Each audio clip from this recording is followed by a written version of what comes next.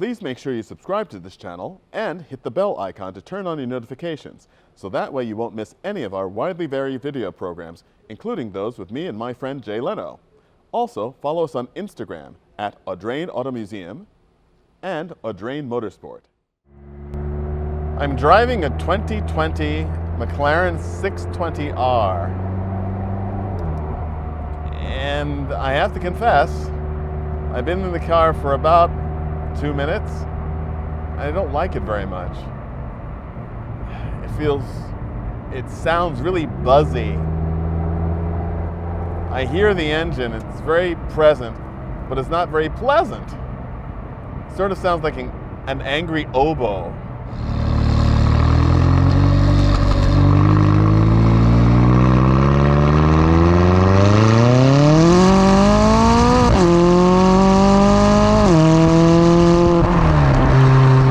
And I like the oboe. I think it's a noble instrument. I just don't think it should be angry, especially not when you're driving an expensive, high-performance car. The Alcantara on the steering wheel also manages to somehow feel slippery, which is quite odd since Alcantara is designed to grip.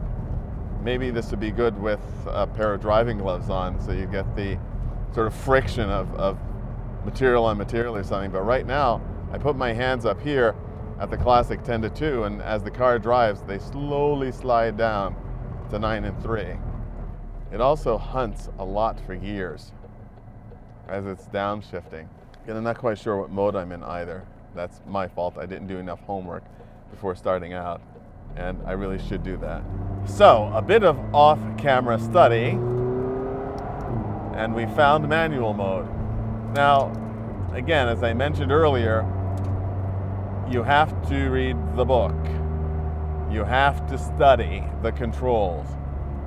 It's sort of 101 for any driver with any car, and I'm ashamed to say that I did not follow the basic rules. But then again, I'm always great at giving advice to other people and not following it myself.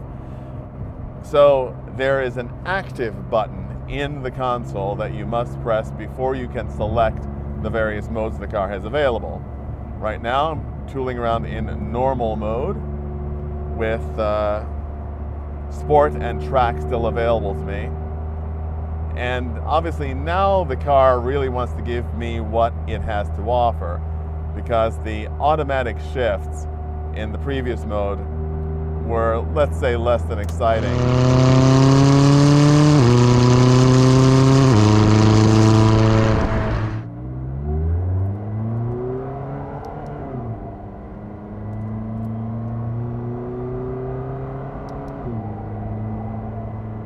Now, while this car has now given me the performance that its 619 or so horsepower has on tap, thanks to discovering the manual mode, I still have to say that the overall aural experience is not what I expect, especially in a car as loud and aggressive visually as this 620R is.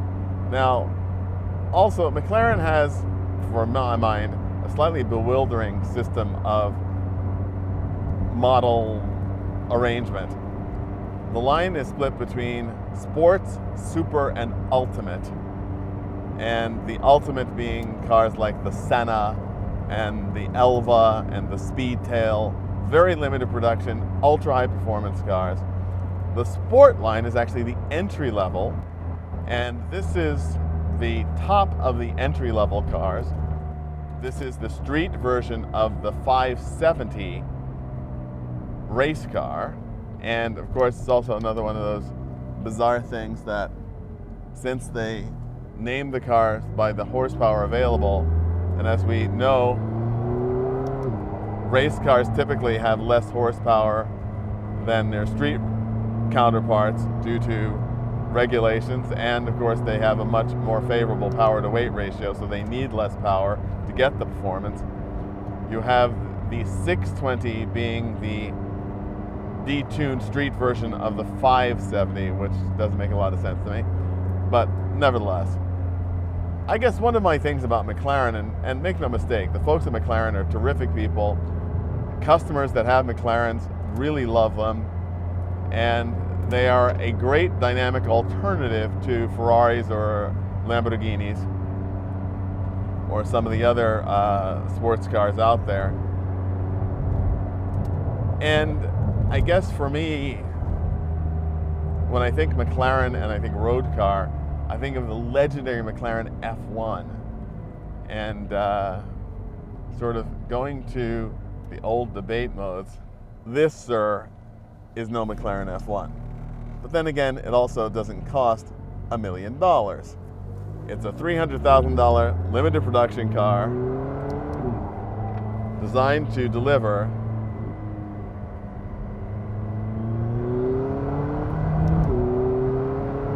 exhilarating performance at the limit on the street and for entertainment on the track. Now I'm in sport mode, and the controls are definitely tighter. It is a car that wants to go. The steering wheel still remains slightly unnerving to me, but I'm moving my hands on the steering wheel, which of course my instructor would never allow me to do, but that makes it a little easier to drive. The environment is also rather cocooning, which is nice. It doesn't feel claustrophobic, but it does feel nicely enclosed. And again, it's one of those things that I think I actually like the inside of this McLaren more than I like the outside.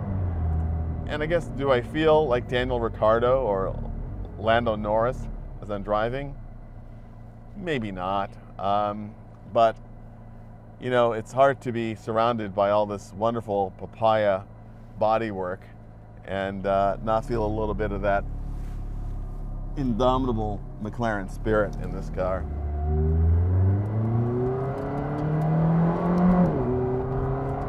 Now track mode, and things start to come across really fast. And interestingly enough, I like the engine note a heck of a lot more here in track mode. It's brighter, sharper, a little more angry wasp.